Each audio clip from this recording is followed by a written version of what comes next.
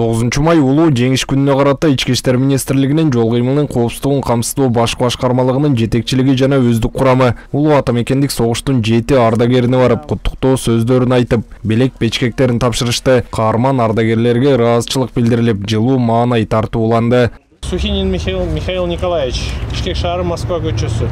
Штаб башчысы Бахрам Хамитович, сиз таптага кыйнабагыла. Жакшы кабыл тилек айтып коюп, белектерибизди берип, кайрылып тууган уруктарымды табыштап. Алгачкы сапар Николай Мироненконун үйүнө багытталды. Ал 1927-жылы туулган. Согуш жылдары Беларусь фронтунда кызмат өтөп, жеңиштен кийин дагы бир нече жыл аскердик кызматын уланткан. Кийин Кыргызстанга кайтып келип, Айыл чарба институтун аяктаган соң автотранспорт тармагында көп жыл иштеген. Николай Кузьмич турмушту сүйгөн, коомдук иштерге кызыгуусун жоготпогон ардагер.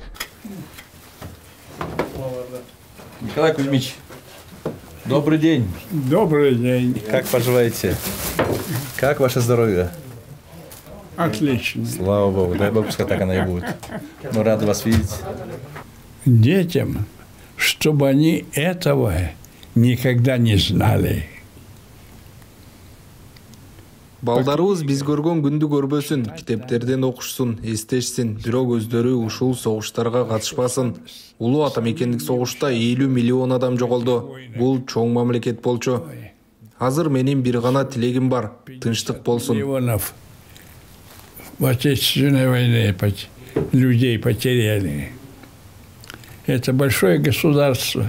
Кийинкидери Кылымаша жашаган ардагер Аспек Жумашевдин үйү болду. Ал 1942-жылы армияга чакырылып, НКВДнын аскер бөлүктөрүндө кызмат өтөп, стратегиялык маанидеги объектилерди кайтаруу иштерине катышкан. Согуштан кийин өз айылына кайтып келип, көп жыл бою эмгектенип, үй бүлө күтүп, балдарына, небере чөбөрөлөрүнө тарбия берип келет. Бизге үлгү болуп, өрнөк болуп, көп жыл жашаңыз ала.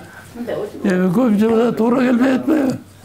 Yok yaşadı kıyım. Kudayım buyurun. Gönlü yaşayırmayısın. Anla arasında tamaşa oyuncunda tamaşa sözümde var özümdün. 105 kavramı değil. Kantarın 8. sentyabırda Paveska gelip kaldı. Bir yılı şkolda da çıkıp kalmamız 7. klası bitti. 8. klası kalmay. Kanalda kasıp atkan vakta soğuş başladı olmadı mı 41. yılı?